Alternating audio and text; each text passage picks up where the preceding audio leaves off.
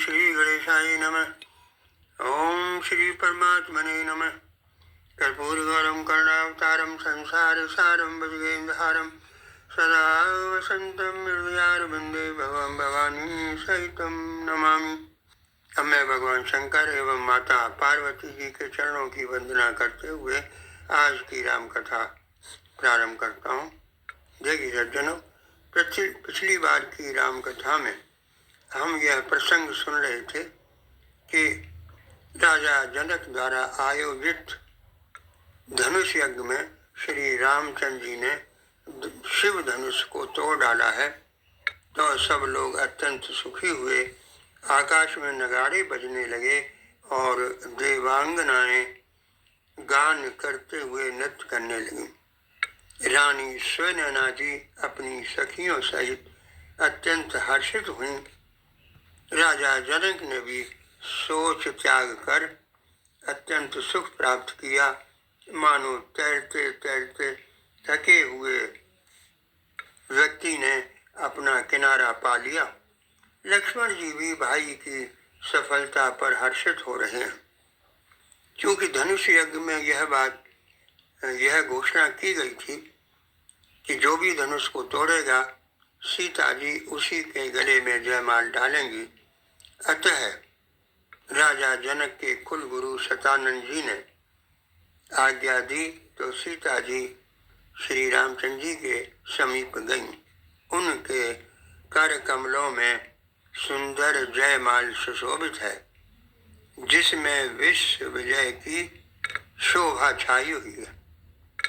सीता जी ने श्री राम जी के समीप जाकर जब उनकी शोभा देखी तो वह चित्र में लिखी सी रह गई। तब एक चतुर सखी ने सीता जी की यह दशा देखकर कहा कि हे सुनैनी, जयमाल तो पहनाओ। सीता जी थोड़ा सकचा जाती हैं, फिर जयमाल श्री रामचंद्र जी के गले में डाल देती हैं। इस दृश्य को देखकर देवतागण आकाश से पुष्प वर्षा करने लगे। किन्नर मनुष्य लोग सब जय जयकार करके आशीर्वाद दे रहे हैं। देवताओं की स्त्रियां नृत्य गान कर रही हैं। ब्राह्मण वेद धनी भाट लोग कुल कीर्ति गा रहे हैं। नगर के लोग आरती उतार रहे हैं और सामर्थ्य से अधिक निछावर भी कर रहे हैं। श्री राम चंद्र जी और सीता जी की जोड़ी ऐसी सुशोभित हो रही है, मानो सुंदरता और श्रृंगार रस एकत्रित हो गए। जब सीता जी श्री रामचंद्र जी के गले में माला डालकर उनके बांव भाग में खड़ी हो गईं, तो सखियों ने कहा कि हे सीते, स्वामी के चरण तो स्पर्श करो। यह सुनकर सीता जी श्री राम जी के चरणों की ओर थोड़ा झुकती हैं और फिर अचानक असमंजस में पड़ जाती हैं और चरण स्पर्श नहीं करती हैं, क्योंकि उन्हें एक बात याद आ जाती है। वह क्या है, ये सुनिए। गौतम ऋषि तिय सूरत कर, नहीं परसत पगपान, मन बेहसे रघुवंश मन, प्रीत अलौकिक जान। गौतम ऋषि की पत्नी अहिल्या की गति का स्मरण करके सीता जी श्री राम जी के चरणों का स्पर्श नहीं कर रही हैं। उन्हें डर है कि प्रभु के जिन चरणों का स्पर्श पाकर जब पत्थर की शिला अहिल्या बन सकती है, तो उन्हीं चरणों का स्पर्श कर जीवित स्त्री शिला भी तो बन सकती है। प्रभु श्री राम उनके मन की यह स्थिति भांप लेते हैं और प्रभु मन ही मन मुस्काते हैं। देखिए सज्जनों, धनुष युग में अनेक राजा आए थे और चूंकि कोई भी राजा धनुष नहीं तोड़ पाया था सिवाय रामचंद्र जी के, तो जो दुष्ट प्रवृत्ति के राजा थे उस समय सीता जी को देखकर कुछ ललचाए और तमतमाए, कहने लगे, दोनों राजकुमारों को बांध लो, हमारे रहते राजकुमारी को कौन ब्याह सकता है। कोलाहल सुन सीता जी शंकित हो गईं। सखियां उन्हें रानी के पास ले गईं। राजाओं के वचन सुन लक्ष्मण जी की भौहें टेढ़ी हो गई और वे क्रोध से राजाओं की ओर देखने लगे, परंतु श्री रामचंद्र जी के डर से कुछ बोले नहीं। तभी जनकपुर की स्त्रियों ने मोर्चा संभाला और वे सामूहिक रूप से राजाओं को अपशब्द कहने लगी, तो एक भी राजा वहां नहीं टिक पाया। इसी सुखद क्षण में एक अनहोनी घटना घटित हुई। वह यह कि शिव जी के धनुष का टूटना सुनकर बृहकुल रूपी कमल के सूर्य परशुराम जी आए, जिन्होंने राजा जनक के पास यह शिव धनुष रखा था। परशुराम जी को देखकर वहां सभी उपस्थित राजा सकसा गए, क्योंकि ऐसे राजाओं को परशुराम जी के क्रोध का पता था, परंतु श्री रामचंद्र जी के बारे में ज्ञात नहीं था। वे उन्हें राजकुमार ही समझते थे। परशुराम जी हाथ में धनुष बाण और कंधे पर फरसा धारण किए हुए हैं, कमर में मुनियों जैसे वस्त्र और 2 तरकस बंधे हैं, अत्यंत क्रोधित हैं। उनके भय से राजा लोग खड़े होकर पिता सहित अपना नाम ले लेकर दंडवत प्रणाम करने लगे। इससे ही उनके अत्यंत क्रोधी होने का पता चलता है। जब सभी राजाओं ने उन्हें दंडवत कर लिया, तब राजा जनक जी ने भी उन्हें दंडवत प्रणाम किया। जनक बहोर आए सिर नावा, सीय बुलाए प्रणाम करावा, आशीष दीन सखी हर्षानी, निज समाज ले गई सयानी। फिर जनक जी ने भी आकर सिर नवाया और सीता जी को भी बुलाकर प्रणाम कराया। परशुराम जी ने सीता जी को आशीर्वाद दिया और सखियां उन्हें फिर अपने साथ ले गईं। देखिए सज्जनों, अपने से बड़े अथवा योग्य व्यक्ति को प्रणाम करने से उनका जो आशीर्वाद मिलता है वह बड़ा हितकारी होता है। महाभारत के युद्ध के समय भीष्म पितामह ने किसी कारणवश पांडवों का वध करने का निश्चय किया। यह बात जब श्री कृष्ण को पता लगी तो वो अत्यंत चिंतित हुए और इसकी युक्ति सोचने लगे। तभी उन्होंने एक युक्ति निकाली कि श्री भीष्म पितामह जी के शिविर में रात्रि के समय द्रौपदी को भेजकर पितामह को उनसे प्रणाम कराया, तो पितामह ने उन्हें सौभाग्यवती होने का वर दिया। इस प्रकार पांडव पितामह के कोप से बच गए। पुनः हम कथा पर आते हैं। फिर विश्वामित्र जी आकर के परशुराम जी से मिलते हैं और वो भी दोनों भाइयों रामचंद्र जी और लक्ष्मण जी को मुनिवर के चरण कमलों में झुकने के लिए कहते हैं और फिर परिचय देते हुए कहने लगे कि हे मुनिवर, ये राम और लक्ष्मण राजा दशरथ के पुत्र हैं। उनकी सुंदर जोड़ी देख परशुराम जी ने उन्हें आशीर्वाद दिया और श्री रामचंद्र जी के अपार रूप को देखकर वह चकित भी रह गए। तत्पश्चात समाचार कह जनक सुनाए, जय कारण महीप सब आए, अति ऋषि बोले वचन कटोरा, कहो जड़ जनक धनुष के तोरा। तब राजा जनक ने परशुराम जी को राजा लोग जिस कारण से आए थे वह बात बताई।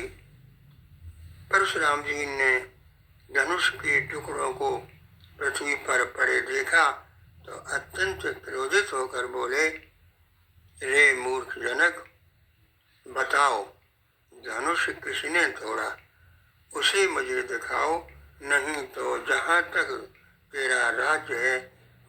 तक मैं पृथ्वी को उलट दूंगा।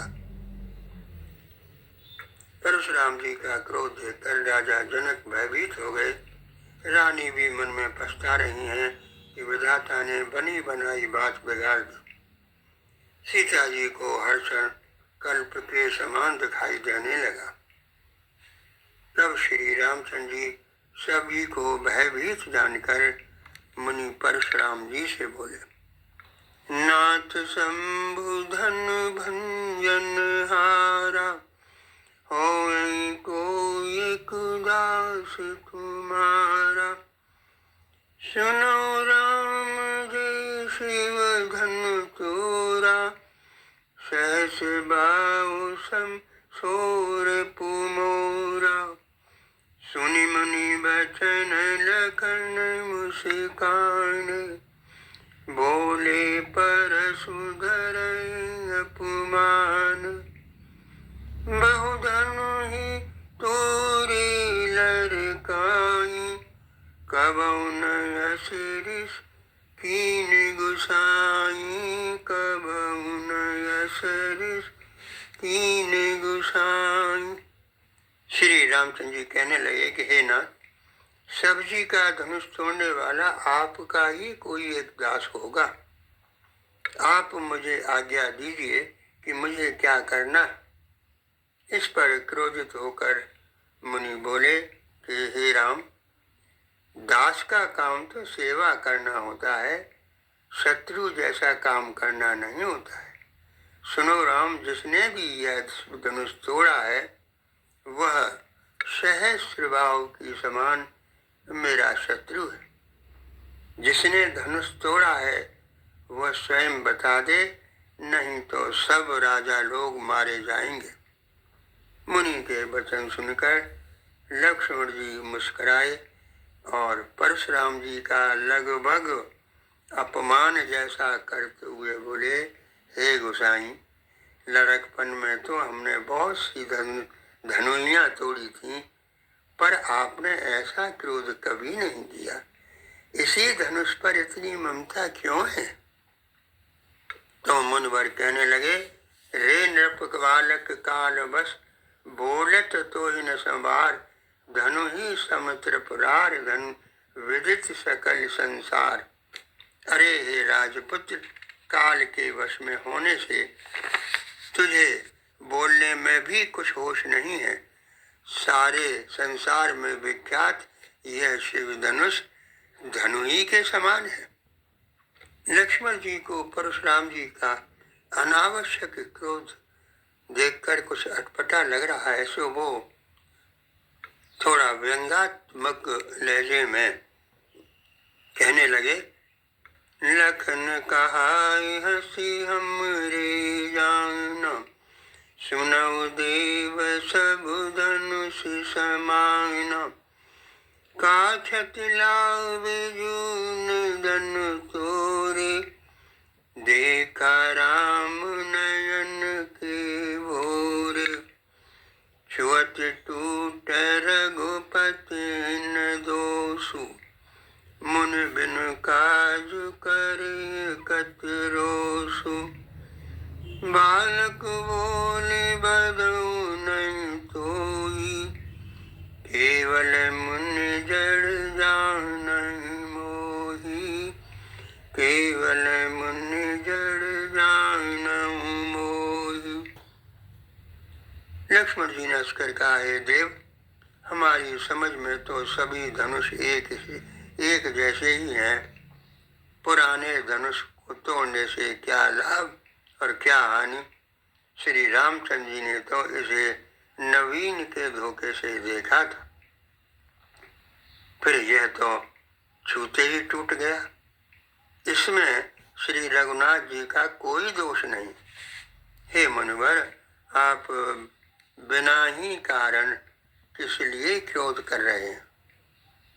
परशुराम जी अपने वर्षे की ओर देखकर बोले, मैं तुझे बालक सान कर नहीं मारता। अरे मूर्ख, क्या तूने मुझे पूरा मुनि ही समझ रखा है? मैं बाल ब्रह्मचारी और अत्यंत क्रोधी हूँ, क्षत्रिय कुल का क्षत्रिय हूँ, मैंने पृथ्वी को कई बार क्षत्रिय राजाओं से रहित कर दिया था। मुनिवर की बात सुनकर लक्ष्मण जी हंसते हुए कोमल वाणी से बोले, ओहो, तो मुनिवर आप अपने को बड़ा भारी योद्धा मानते हैं, तभी बार बार मुझे कुल्हाड़ी दिखाते हैं, मानो फूंक से पहाड़ उड़ाना चाहते हो। तो हे मुनिवर सुनिए, यहाँ कुंवर बतिया को नाही, जेठर जनी देख मर जाई, देख कुठार सरासन बाना, मैं कछु कहा सहित अभिमाना, भृगुसुत समझ जनेऊ बिलोकी, जो कछु कहूँ सऊ रस रोकी, सुर महेश्वर हरिजन अरु गाय, हमरे कुल इन पर न सुराई, हमरे कुल इन पर न सुराई। लक्ष्मण जी कहने लगे, तो हे मनवर सुनिए, यहाँ पर भी कोई छुई मुई का पौधा नहीं है जो तर्जनी उंगली दिखाते ही मुरझा जाता है। कुठार और धनुष बाण को देख करके ही मैंने गर्व के साथ कुछ कहा था। यद्यपि भृगुवंशी समझकर और यज्ञोपवीत देखकर तो जो कुछ आप कहते हैं मैं क्रोध रोककर उसे सह लेता हूँ, क्योंकि हमारे कुल में देवता, ब्राह्मण, भगवान के भक्त और गायों पर वीरता नहीं दिखाई जाती, क्योंकि इन्हें मारने से भी पाप लगता है और इनसे हार जाने पर भी अपकीर्ति होती। इसलिए आप मारें तो भी आपके पैर ही पड़ना चाहिए। वैसे आपका एक एक वचन ही करोड़ों वज्रों के समान है। धनुष बाण और कुठार तो आप व्यर्थ में ही धारण करते हैं। लक्ष्मण जी कटाक्ष में यहाँ काफी बातें कह गए। इससे मुनि का चिढ़ना स्वाभाविक था। तो मुनिवर चिढ़ करके बोले, हे विश्वामित्र सुनो, यह बालक बड़ा कुबुद्धि और कुटिल है, यह सूर्यवंश का कलंक है, उद्दंड, मूर्ख और निडर है।